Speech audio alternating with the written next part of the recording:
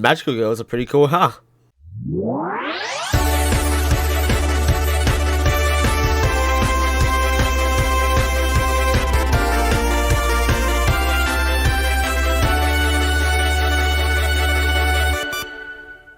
If you've been on the internet for long enough as a part of general otaku culture, there's more than a high chance you've come across at least one depiction of a mahou shoujo, or just magical girls. Magical girls are, going by the definition on TV tropes anyway, empowered by various means with fantastic powers that both assist and complicate their lives, but manage to persevere despite this. Oddly vague, I know, and we'll come back to address that later, but the general idea is widely understood, of an obscenely powerful, cute female character that wears pretty outfits boss bitching about the place, destroying monsters that have the gall to not be fabulous. That sounds like a cynical interpretation in some ways, but I can promise you that I unironically love magical girls. There's something so pure and whimsical about the genre that it's hard not to love. Interesting really, because there are a few examples which are going to be featured here that twist the idea and make it something else entirely, but that bridge is far away yet. We'll cross it later. Regardless, what I wanted to do was give what will most likely not be brief rundown to the iconic pieces of magical media throughout the decades since its inception, and maybe get into a debate of what even classes as a magical girl, aka one of the main reasons I wanted to make this video in the first place, because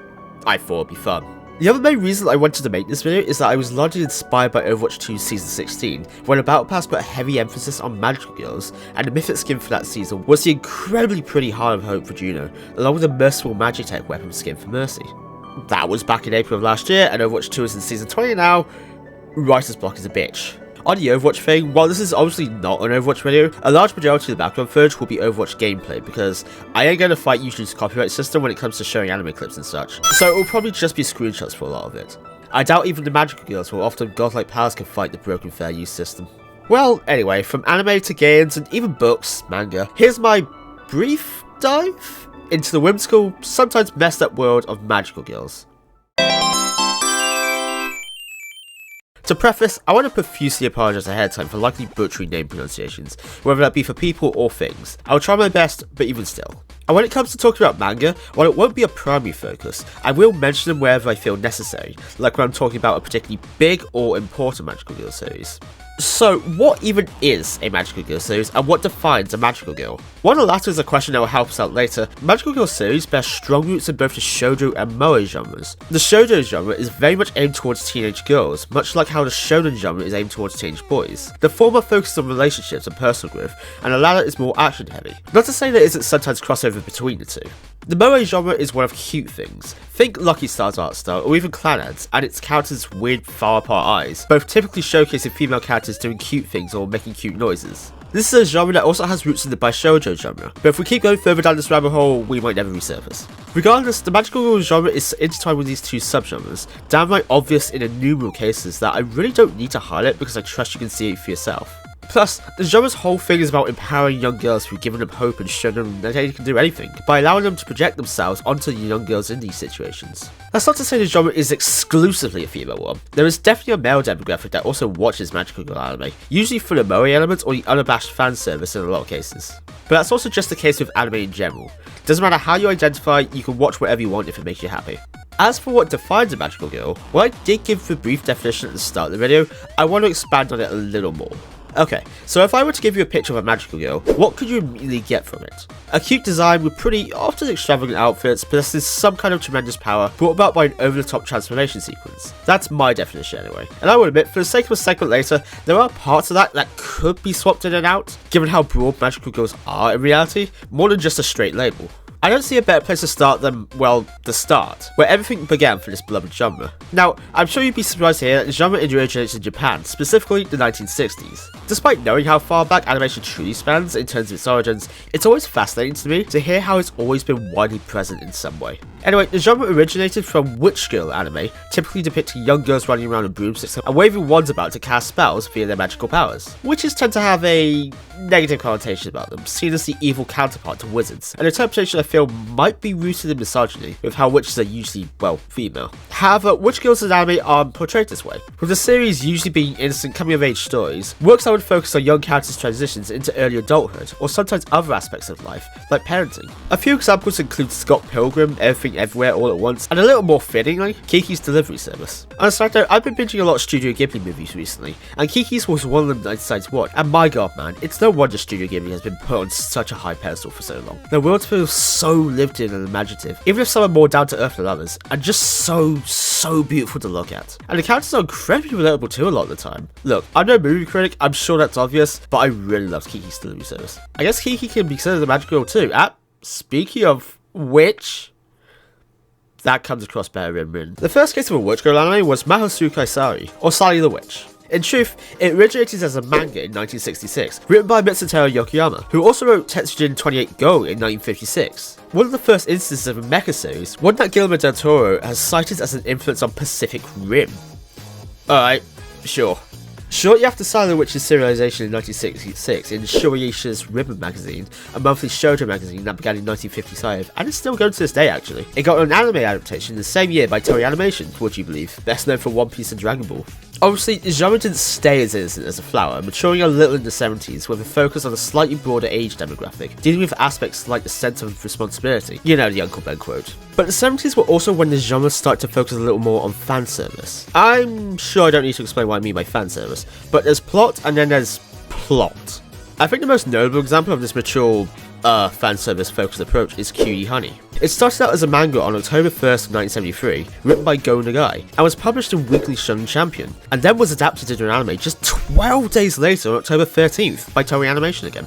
Damn, work gets done when there's motivation. But yeah, you take one look at the cover of the first One Woman's manga, or even the anime series, and you immediately get the idea.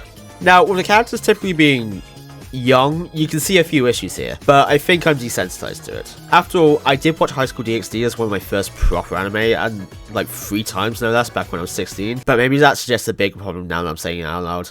The sins of watching an objectively terrible anime 3 times in quick succession aside, the 80s are where the genre really started to take off, thanks to Studio Pierrot, known nowadays for Tokyo Ghoul and Black Clover. To be specific, it was the introduction of idol girls, princesses, and full-on teens of magical girls that arguably made the genre what it is today. A number of the anime series by Studio Pierrot that redefined the genre in this way include Creamy Mami, the Magical Angel in 1983, Magical Emmy, the Magic Star in 1985, and Pastel Yumi, the Magical Idol in 1986. Personally, out of all those, I have heard of Creamy Mami before, and the more times I say it out loud, the more I realise how weird it sounds, but we need to get our heads out of the gutter for a second, because as I've said, these were all revolutionary in redefining the magical girl genre. And while the genre still maintains some of the innocence and coming-of-age story approach of the 60s, you'd be hard-pressed to find a magical girl series that didn't also contain at least one of the mentioned things that Studio Pierrot brought to the genre. And for the better, I feel, because who doesn't love a bit of Avengers-like action but with fabulous outfits? I've mentioned magical girl outfits a few times up until this point, and I can promise you that I will properly get into that, but for now, we're heading into the 90s, where the genre really became the powerhouse that it was and still is to this day, again, thanks to the groundworks that Studio Pierrot set in the 80s.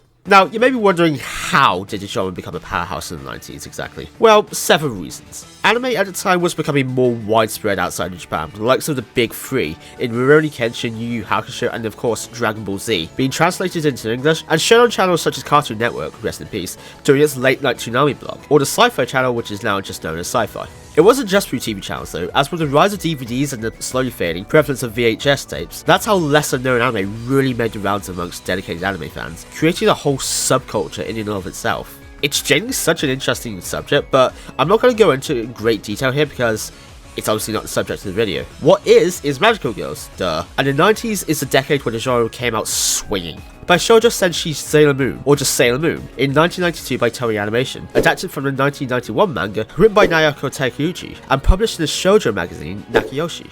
Numbers for numbers' sake, as of 2022, I wasn't able to find more current data, the manga has sold over 46 million copies worldwide, putting it up there for one of the best-selling series of all time. Hell, this year, the series as a whole celebrates its 35th anniversary on December 28th, so yeah, it's kind of a titan of the industry. This is arguably the most iconic magical girl anime even to this day, one that really helped get the word out, I guess you could say, about magical girls, and just anime as a whole, also largely inspiring the subgenre of magical girl warriors. Taking advantage of the magical girl team idea of Studio Pierrot, featuring a full team of magical girls all named after different planets in the solar system, which, yes, did also include Sailor Pluto, though nowadays I guess she's living under a bridge somewhat after Pluto lost its planet status.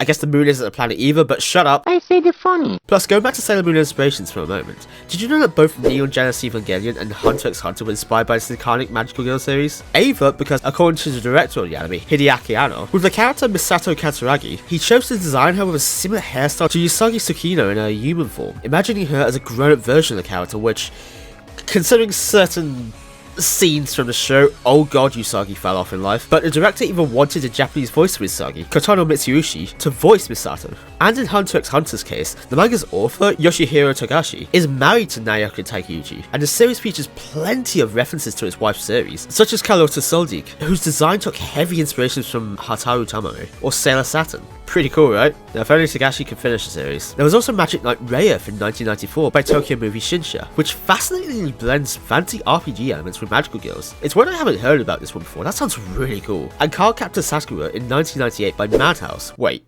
that Madhouse? Yeah, wow. Cool. Anyway, I feel Card Captor is less than the subtle capitalization of monster hunting capturing craze brought about by Pokemon's debut just 2 years prior. Okay, fine, Card Captor is closer to Yu-Gi-Oh! Than Pokemon in its premise, but you get the idea. By the way, last year, I went out of my way to try to actively watch the Magical Girl anime in preparation for this video. I'd already seen a couple up to that point, like Puella Magi Madoka Magica, we'll get to that one, and Attack on Titan? Sure, I guess. I'll also use that for the argument of what makes Magical Girl later, but never mind that. But in the preparation part, I honed in on Sailor Moon because it's the Magical Girl anime and it's fun.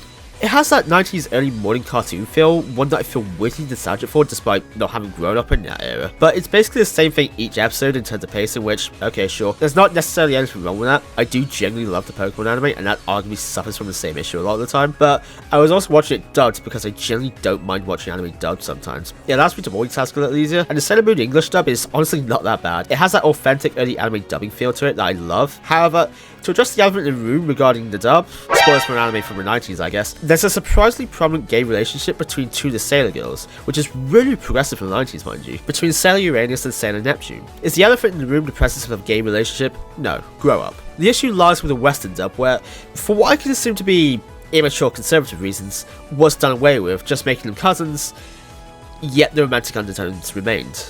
Something Sweet Home Alabama, but that's the West sometimes, everybody. Not okay with gay relationships, but are okay with really loving your own family members. I know this was back in the 90s, but has anything really changed? Speaking of Western, interference, did you know there was a rather cursed attempt to Americanize Sailor Moon? Yeah, it was called Saban Moon, mixing live action segments with animated ones. Looking at this, I'm sure you can gauge everything you would need to know, so let's move on. It did have a character colour though, so that's pretty cool. Anyway, back to my original point. Because of the whole censorship thing, combined with the fact I didn't want to pay full attention to read subtitles for a show that was already getting repetitive by episode 5, I dropped it. I know there are other Sailor Moon series out there, including movies like Sailor Moon Crystal in 2014 by Toei Animation, or Sailor Moon Cosmos in 2023 by Toei Animation and Studio Dean, but I wanted to start at the original, and knowing me, I'll probably finish it sometime anyway because I am a stubborn bastard a lot of the time. All that aside, yeah, the 90s were definitely a big time, not just for the magical girl genre, but for anime as a whole, which I hope I've made that at least somewhat clear. But we're moving into the 2000s now, and while it was a little slower than the decade prior in terms of impact, there are still plenty of notable magical girl anime that came out during this time that a lot of people know the genre for. The likes of which include Tokyo Mew Mew in 2002 by Studio Pierrot, a magical girl anime that puts a heavy emphasis on catgirls, if that wasn't obvious from what you're looking at, because catgirls were really starting to take off around this time, and that's it. Okay, I'm kidding obviously, but Tokyo Mew Mew is the only one that I've heard about that came out during this era. But at the same time, I wouldn't argue myself as a good reference for this type of thing because I'm really sheltered in a lot of cases, even for stuff I'm hardcore into. My often sinful ignorance aside, one of the most noble magical girl anime to come out during this time, and of all time for that matter, was Futari wa Precure in 2004 by Toei Animation, the first release in what was to become a long-spanning franchise simply known as Precure or just Precure today. I am otherwise sure I've heard this one throughout the years, but it doesn't seem to occupy the same brain space as Tokyo Mew Mew does for whatever reason, despite never having watched through either. It might be because I've heard the latter mentioned more. I know what you're thinking, and you're wrong. I don't even like catgirls in that way. They're overrated as hell.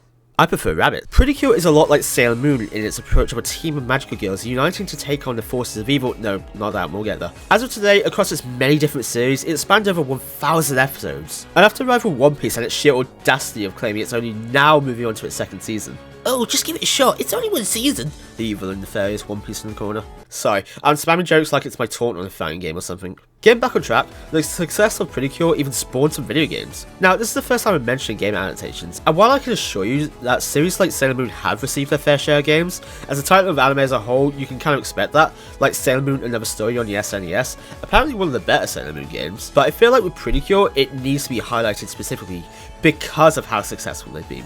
Mainly produced by Bandai Namco Entertainment, you know, the Outer guys. These have largely been well received, a sometimes unusual thing for adaptations. You can see me playing Yes Precure 5 in the background here, which is the best regarded Pretty Cure game, but I was unable to find an English version, whether it even exists at all, or even a patch, so God help me if I have any clue what I'm supposed to be doing or whatever is going on.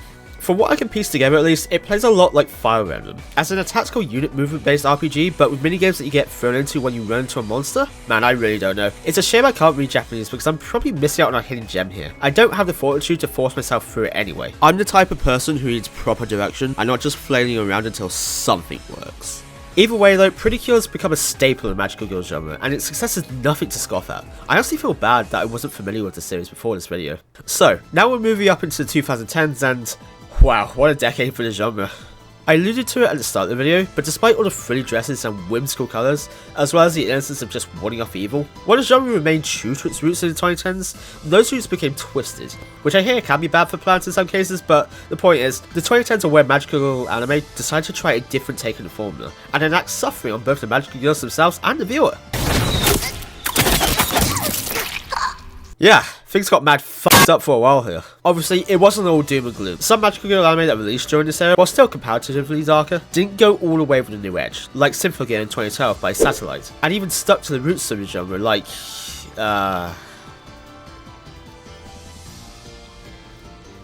Machikado Mazoku in 2019 by JC Staff Hang-On. Fuck. Well anyway, that depressing revelation aside, they animated a better fight scene in Toradora in 2008 than what they were doing with fucking OPM in 2025! Sorry. Toradora's goated, by the way, one of my favourite anime of all time. I strayed off again. So, circling back to my original thing, just looking at the thumbnails here on my anime list, you can tell the 2010s were a decade of edge for the genre. This all started with Mahou Shoujo Madoka Magica, or Puella Magi Madoka Magica, or just Madoka Magica in 2011 by Studio Shaft. You've more than likely seen this one around in some way, whether it be spoilers for Madoka Magica, by the way. I'll give you a few seconds.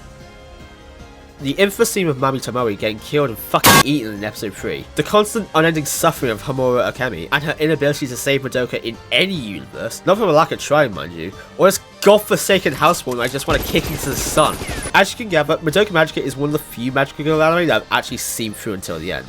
It was in my quest to have seen 99 anime so I could finally watch through Full Metal Alchemist Brotherhood, just so props to Atom, only to have miscounted, so it turned out that Lucky Star was my 100th anime watched. Either way, solid picks, but even though I was aware of Magica's plot twist going in, I still thoroughly enjoyed it. How it tried a different take on the magical girl genre, and did it so well too, not just being edgy for the sake of being edgy, or suffering for the sake of suffering. Look at you, Mahou Shoujo site, you absolute pile of shit, but instead putting heavy focus on the responsibility that comes with such great power, and the trials and tribulations that can follow, and in the end, having a message about letting go, accepting that sometimes things that are just meant to be that way was really, really cool. Of course, you've still got your traditional magical girl tropes, like the cute dresses and over-the-top transformation sequences, not to mention fighting as a team, but rather the tropes are used as a canvas, a template that was built off of. I think I made my point by glazing Madoka Magica for longer than I probably needed to, but nah, screw you, this is my video. Madoka Magica is fucking awesome, alright? I can see why it's regarded as one of the best magical girl series in the genre's existence. I should say I haven't seen any of the OVAs for Magica, so perhaps I should reel in the glazing a little, even if I am still justified. You'd think from my glazing that Magica was the only magical girl anime released in the 2010s, but that's obviously not the case, considering I've mentioned Symphogear and the unfortunate watch that was Mahou Shoujo site. Released in 2018 by Production DOA. A weirdly appropriate studio name? No, that's harsh, I apologise. Anyway, it's an anime I would generally say is one of the worst I've ever watched, because of all the unnecessary suffering the main character, Aya Asagiri, gets put through. Now, that's not to say the stuff that happens to her doesn't happen in real life, because it unfortunately does, but her suffering literally doesn't serve a purpose. It's just there for shock value. And it's not just her either, by the way. The whole cast has stuff happen to them, or be the cause of it. Like, no joke, there were a couple of times where I had to pause watching because it was too much for even me. And I've been exposed to some heinous things on the internet, all because it just wasn't necessary. Hell, the anime literally starts with her saying she wants to die. If that doesn't set the tone, I don't know what will. It's edge for the sake of edge. Generally, the only reason I even watched through this was to see whether it was as bad as someone was saying in their video essay about it, and yeah, it's bad, if I hadn't made that clear. I still wouldn't regard it as the worst anime I've ever seen. That goes to How Not to Summon a Demon Lord, an anime that's just woefully bland, and there's at least something to talk about with Mahou Shoujo site, so yeah. Whatever the negative equivalent of glazing is in monolingo, roasting I guess, I'm sorry for putting you through that, but that one's been living rent-free in my head for a while. And I rarely get outright negative on this channel, so it was a nice change of pace, huh? Yeah, well, don't get used to it because it's only up from here. You may have noticed the other elephant in the room, and for once its presence is actually welcome because I happen to be ignoring a certain Magical Girl anime that was released in the 2010s that is kind of revered these days, Kill la Kill in 2013 by Studio Trigger. Interestingly, the manga, which was written by Ryo Akizuki and published by Kadokawa Shoten Seinen magazine, and published in Kadokawa Shoten, and published in Kadokawa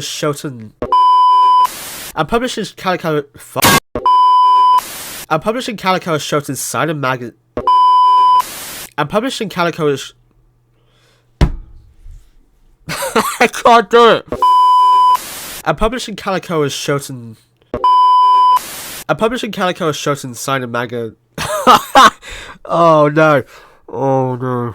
Oh no. I'm published in Kadokawa Shoten Seinen manga. I'm published in Kadokawa Shoten Seinen manga magazine. Yes! Young Ace, released on the same day as the anime on October 4th, 2013. Weird. But yep, it's a Magical Girl anime, though maybe only by technicality, though honestly, I can see it. And I can't give my opinion on Kill la Kill. Yeah, I haven't actually watched through it yet. I tend to be slow on watching through the more highly regarded anime. I've only just started watching through Cowboy Bebop, for example, but from the praise I've seen about it, it's definitely nothing to scoff at. Being another series that redefined the genre, focusing on girlhood more profoundly, like addressing the unfortunate struggles that come with it. The animation goes crazy too, by the way, like wow. Interestingly, in 2015, a magical boy anime was released, called... oh god, here it goes. Binen Koku Chikyu Bobebu Love, or Cute High Earth Defense Club Love, by the studio Dio Media? Yeah, for once in the genre's almost 60-year history up to that point, featuring boys as the ones warding off evil and wearing cute outfits. Not only that, but another magical boy anime by the name of Mahou Shoujo Ore, or Magical Girl Ore, released in 2018 by Piero Plus, but I advise putting a huge asterisk next to that one. In truth, the magical boys are girls because there's some insane plot that could only happen in anime. The girls are apparently too weak to fight off evil, so they instead transform into guys who honestly look just as incapable. It's purely for comedy's sake, but I feel like the whole being too weak to fight evil thing is definitely a premise when you consider the whole thing of the genre, empowering young girls. And finally, the 2020s. Obviously, we're only halfway through the decade, even if it doesn't feel that way sometimes, so it's not a huge deal to talk about in retrospect, but there are still some notable series here, which include another series of Madoka Magica Magi record, Mahou Shoujo Madoka Magica Gaiden. That for sure sounds like a light novel title. In 2020 by the studio Shaft again. Mahou Shoujo ni Akukurate, or Gushing Over Magical Girls in 2024 by Asahi Productions. One I've seen get a lot of attention lately because of how truly unhinged the main character is. And... oh god. Kamoshiki Gaisha Magi Lumiere. Or... sorry. Or Magi Lumiere... fuck. Or Magi Lumiere Magical Girls Inc. in 2024 by JC Staff and Studio Moa. A rare time where an adult woman is the magical girl. But Lunar, that's no magical girl anime, that's a magical woman anime. Shut your fucking mouth! Right, so you've no doubt noticed I've heavily focused on magical girl anime, besides a couple of mentions of manga and video games I mean. And that's because that's where they're most prevalent / well known to appear. But despite inherently being a Japanese thing, magical girls have become an otherwise mainstay in Western media as well.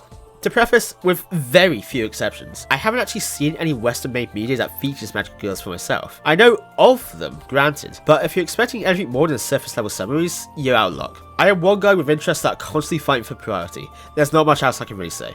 So Western-produced media that feature magical girls actually goes as far back as the 60s, but for my sanity and yours, I'm not about to go through the decades highlighting them, mostly because I have even less to say, but some that you might recognise by name at the very least, including Sabrina the Teenage Witch, the animated one from 1970, but there was also one in 1999, She-Ra, Princess of Power in 1985, which got a reboot in 2018, Winx Club in 2004, a cartoon that has always occupied a space in my memory for whatever reason, despite never having seen even a single episode, not even passively while someone else was watching it. Ruby in 2013, which, while definitely more my ballpark and something I can actually speak in length about, it's only one by technicality because the girls use a magical element known as dust to empower their weapons and draw from it for their abilities, similar to mana in standard fantasy stories, but we'll come back to that one.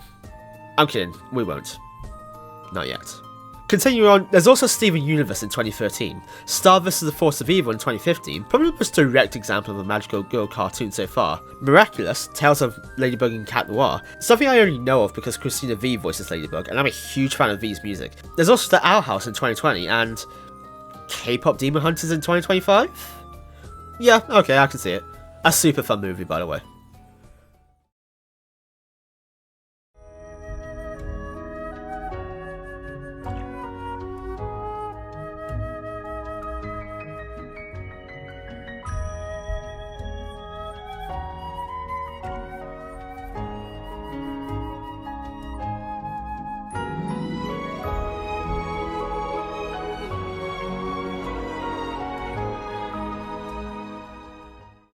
Besides anime, manga and cartoons, and video games and other types of merchandise that I'm not equipped to talk about, there are even some pieces of magical music, which is totally an excuse for me to talk about Vocaloid again. Yeah, I know, but bear with me, right? It's only 3 songs, and I have a strong passion for Vocaloid, and I simply want to bring attention to them, though considering their view counts, this might be redundant. First, Magical Girl and Chocolate by Pinocchio P. Pinocchio P has this almost iconic way of tuning Hatsune Miku, making any song she features in theirs instantly recognisable. Admittedly, it's a tuning I'm very indifferent about a lot of the time, though there are definitely exceptions, like I'm Glad You're Evil Too, my favourite Vocaloid song of all time, and Anomalous M, simply for the beat, but Magical Girl and Chocolate happens to be one of those. It actually talks, well, sings, about the struggles of being a magical girl that the 2010s started to put a focus on, like being overwhelmed by the sudden curse of responsibility. It's by no means a unique take, but damn is it an earworm, likely thanks to the unique tuning of Pinocchio P. Second, Magical Girl Love Shot by Tortane. This is the one everyone knows because of the whole Miku beam thing that even showed up in Fortnite's end of Chapter 6 event, but this one is more in line with what magical girls are typically known for, and that's warding off evil using their powers, and in this case, it's fighting off negativity using the power of good vibes. This one's an earworm again, living rent-free because of the aforementioned Miku beam bit, but just like the message of the song, as you would expect, it's a fun one to listen to. And third, Retry Now by Nakiso. A darker take on the genre again, one that's also been living rent-free in my head a lot lately. Surprisingly, it's earned more views in its short time than Magical Cure Love Shot, which is kind of the same, but you give it one listen and you can really understand because its melody is generally really good, and the tuning of Miku is phenomenal too. Can you tell I only vaguely know what I'm talking about? It features Miku as a yandere magical girl stuck in a cycle of reincarnation, being a sort of younger in a lot of her reincarnations after they don't turn out perfect, whatever perfect is supposed to be for her. Kinda wild, wouldn't you say? Combining the obviously dark yandere character archetype with the magical girl genre, vastly contrasting elements, but ones that are insanely interesting when paired together like here. Makes me want a whole series centered around something like this. I suppose we have gushing over magical girls for the unhinged MC, but I mean the traditional yandere archetype, stopping at nothing to get what they want, i.e. the person that they want. The series might reek of edge, maybe turning into something like Mahou Shoujo Site in the worst case scenario, but sometimes risks need to be taken to achieve greatness. I'm talking about insane magical girls, what am I even doing? Oh, and this shot right here? Love it. Alright, so I last mentioned somewhere on page 4 way earlier that I wanted to get into the fashion of magical girls, i.e. losing my mind over pretty colours and cute accessories because I'm not ashamed of my masculinity to admit I like cute things. I have chosen 6 characters. I should say 2 here are from the same series, hell, not even from different sub-series, but after laying my eyes on one of them, I just had to include her. First, of course, is Usagi Tsukino, aka Sailor Moon. I've already put a lot of focus on Sailor Moon here, but can you blame me for bringing her up again? She's iconic as hell, even down to her outfit. It might be safe to say that Sailor Moon's design, as in when she's a magical girl, is recognisable to anyone, even outside of anime fans, mostly thanks to how simple yet effective it is in conveying the elegant and powerful sides of magical girls, slaying evil while slaying. You get what I'm saying. From her elegant knee-high boots that the fandom wiki says are dark pink but are actually red? So unless I'm a specific type of colourblind, that just shows how great fandom it is as a source. That complemented by a nice white accent at the top, basic but effective, to her cute navy skirt that should probably be a little longer if you ask me, but whatever I guess, to the just adorable big red bow at her chest that probably doesn't even need to be there, but honestly, the outfit would feel incomplete without it. In fact, there's an oddly straightforward nature to the sailor outfits, not too extravagant, but not too simple at the same time, making them extremely easy to cosplay. Cosplay culture is not something I wanted to get into because I'm simply unequipped and very stupid, the same thing really. But Sailor Moon has had a huge impact on the scene, notably in gender expression. The otherwise simple looks of the sailor outfits make it easy for any gender to cosplay the characters and just express themselves in a way that they probably wouldn't be able to otherwise. And that's awesome. By the way, her cute little tiara even changes forms, specifically the gem in the middle, when she gains Moon Cosmic Power makeup, which simply allows her to transform into a sailor outfit much faster, changing into a crescent moon, which looks really pretty as well. This slight variant first appeared in Act 27 of the manga and episode 91 of the anime, which opens up another mini rabbit hole of outfit variants that started appearing afterwards, like more powerful transformations like her Crisis makeup outfit, first appearing in Act 33 of the manga and episode 111 of the anime, when she used the Holy Grail. What? The Holy Grail? Like, the one in Christianity? Yeah, wow, it's basically the same one. Okay. Well, anyway, I'm not going to get into her other transformation outfits, just her base one, as I will with the other magical girls, but I gotta say, her Princess Serenity transformation, which is spoiler heavy so I'll stay vague, is just so pretty. I know it's less of a magical girl design and more just a princess, but princesses were becoming a more common thing in the genre at this point thanks to Studio Pierrot. And for young girls whom the genre is squarely aimed towards, I think it's harmless because it's not like she's suddenly all dainty and useless like princesses are in most forms of media. The outfit also looks so much better with wings because anything looks better with wings. Second is Sakura Kinomoto from Cardcaptor Sakura. You can almost immediately see how her dress differs from Sailor Moon's, leaning more into cutesy than elegant, though it still maintains that elegance with the gloves and leggings, and its striking red colour is evident of the design approach for magical girls around this time, or having a clear, defined colour that makes them identifiable. That's not to say the other Sailor outfits aren't all unique in their own way, but the Cardcaptor's outfits are more in your face. She's even got these little wings on her back too, they're so cute. Third is Madoka Kaname from Madoka Magica. Her outfit is a lot more childlike compared to Sailor Moon's, almost as if a little girl is attempting to replicate the magical girl she looks up to, which, yeah, that's exactly what it's supposed to be, given how Madoka wanted so bad to be something, and we know how it all turned out. You vermin! It's simple, maybe a little more so than Moon's, but having one hell of a puffy skirt, like, just look at all that fluff. The pretty pink bows and pink gemstones also complement the outfit, not to mention the red heels she sports. The whole dress is simple cuteness and innocence incarnate, a great contrast for the harsh reality that she faces in the series. I know, I just said I only wanted to cover base outfits, but Ultimate Madoka goes so hard. Look at it. Look at it! It's so goddamn pretty and gives her this godly appearance, and I am a sucker for when character designs include this kind of warping galaxy effect. I really don't know what it's called, but it's always so damn cool. Not to mention the translucent wings too, just wow. Fourth is Sakura Uta from Pretty Cure. Right off the bat, the extravagance of Sakura's outfit here is really something. It's not a single solitary colour, even if pink dominates the outfit, but there are mixes of blues and purples in here, and not to mention her blonde hair that really complements the outfit. She looks like a strawberry shortcake for God's sake. Overall, it's a really pretty design, one that's maybe over the top, but goddamn, I don't care because these colours are just gorgeous together. Fifth is the second Pretty Cure character, Tanaka Meruron. Even if she is from Pretty Cure again, I wanted to bring her up specifically because not only do I just adore her outfit, with the black and pink combination with violets throughout, but I also just love how different she looks from her normal human form. Besides her eyes, would you really be able to tell this is the same character? That may sound like a criticism, but it's quite the opposite.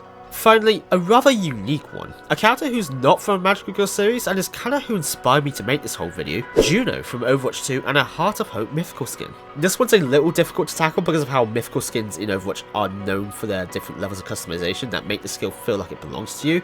Well, some of them, but the one customization variant I want to talk about is the max level one, specifically the trans flag color variant. Okay fine, that's not what it's supposed to be, but it just straight up is, okay? The pink, blue, white gradients are just so pretty, and the way the VFX of the skin adds this extra little sparkle makes it look all the more magical. The light blue ribbon bow at the chest complemented by the glowing gradient heart is super cute, a similar but unique take on the red or pink bows that are usually present, plus the translucent crystal-like accessories, like the wings on the boots and on the ears, all just make for a supremely pretty design. One that you can see is clearly inspired by Magical Girl outfits of old, namely the Pretty Cure ones I feel.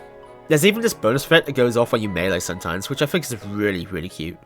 I think by this point you're familiar with what a Magical Girl is, but really what is a Magical Girl? In truth, I've already defined that somewhere back on page 2, but for the sake of the segment I've been alluding to, I'm going to bend the rules a little. So, as a reminder, a magical girl is defined by a cute design with pretty, often extravagant outfits, possessing some kind of tremendous power, brought about by an over-the-top transformation sequence. From those, you can probably get the basics: a different outfit/appearance, new powers or abilities, and a transformation sequence. They don't have to be cute, but hey, beauty's in the eye of the beholder. This will get messy, but it will be fun. Let's see if we can rapid fire. First, the Hulk is a magical girl. I feel this one is pretty self-explanatory. Bruce Banner transforms when he gets angry, he's much stronger, which is a better ability rather than a new one, but shut up, let me have this. And he has a transformation sequence of him bursting out of his clothes and growing into his much larger, greener form. Second, Ben 10 is a Magical Girl series. To preface, Ben 10 is a cartoon series focusing on Ben Tennyson, who one day just stumbles across this strange watch known as an Omnitrix, which harbours the ability for the user to transform into a variety of aliens, which Ben uses to fight bad guys and sometimes even much bigger threats. Unfortunately, Ben 10 is not a series I grew up with as a kid. I was more of a Power Rangers fan, which is another series I could argue is a Magical Girl series. Still, I wanted to focus on Ben 10 instead, because not only do I feel like it's slightly more interesting in this case, but also because Atom would be pissed at me if I didn't at least bring it up at least once on this channel, and I do not want to incite the wrath of the Irish. But anyway, yeah, Ben 10 literally possesses everything that makes a Magical Girl series, by my simplified definition anyway. He has a range of aliens he can transform into using his Omnitrix, all obviously having different appearances and powers, and his transformation sequence that takes place when he activates the Omnitrix. Third is Eren Yeager from Attack on Titan. Definitely one of the more out there ones here, but if you really think about it, it makes sense. To preface, mild spoilers for AOT, but this stuff happens in the first 3 episodes anyway, and it's been almost 13 years since the anime first debuted.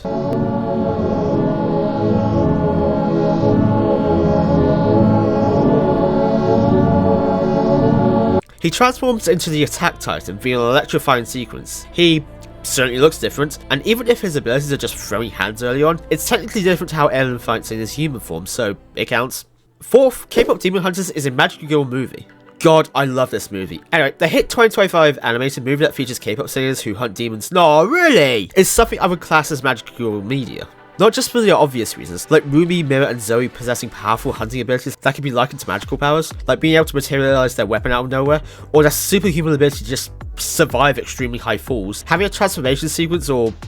no, wait, that's exactly why I consider it a piece of Magical Girl media. Fifth is Sonic the Hedgehog. And not just Sonic, but any character in the series who can use the ever-powerful Chaos Emeralds to take up an even more powerful form, that also gives them the ability to freely fly around, a new ability in most cases, preceded by a very brief transformation sequence of the emeralds floating around the character and then getting absorbed into them temporarily. So, in other words, characters like Sonic, who turns into Super Sonic with the emeralds, Shadow, who turns into Super Shadow, Silver, who turns into Super Silver, and the girl boss herself, Blaze, who turns into Burning Blaze with the Soul Emeralds, an alternate dimension version of the Chaos Emeralds.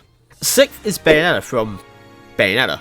She transforms in an often very suggestive way, possesses great power to fabulously slay demons and angels, thanks to being a part of a great line of Umber witches, even if she is considered black sheep of the lineage, but that's for another time, so that makes her a witch girl. Something we haven't mentioned since Silent Witch however many pages ago at this point, and... I've lost my point. Bayonetta's design from the second game is the best one, I'm on my knees. And seventh is Nia from Xenoblade Chronicles 2. I realise I'm getting redundant here with my justifications, but to not get myself too into the Xenoblade rabbit hole where I will most likely never crawl out of should I start burrowing, and spoilers for XE2 I suppose, even if it has been out for over 8 years at this point. Nia is a playable character who accompanies you throughout the story, and it's revealed in chapter 7 that she's something called a flesh eater, which to largely simplify things, is a type of being that is part blade, a being who is bonded to drivers through these things called core crystals, and part driver, only possible through the blade eating a human's heart. And in chapter 7, Nia resumes her blade form once more. She actually first transforms in chapter 6, but we don't properly see it, to assist the group in fighting these weird shadow clones. There's a transformation sequence, she looks just amazing afterwards, and she possesses different abilities as a blade as she does in her driver form. And best of all, it's a trans allegory about embracing who you really are and being happy with yourself after the fact. That's not outright stated, but anyone with a semblance of media literacy can figure it out. The impact of Magical Girls on anime, general otaku culture, and just people in general is hard to understate. The premise of young girls fighting evil is otherwise simple, but it's been empowering for young female minds for decades now, allowing them to believe in themselves and giving them figures they can idolize. Being a guy and all, it's debatably not my place to speak, but even nowadays, women have it hard with sexism and misogyny still being a shamefully present thing. So to have a form of escape, one that also can inspire them to fight back against what evil is that they face, no matter how they choose to fight back, is really cool. From inspiring multiple forms of culture to revolutionizing how the genre itself was seen, Magical Girls are what I feel to be a pillar of otaku culture. One of many between the shonens and romances that the mediums of manga and anime are more than famous for.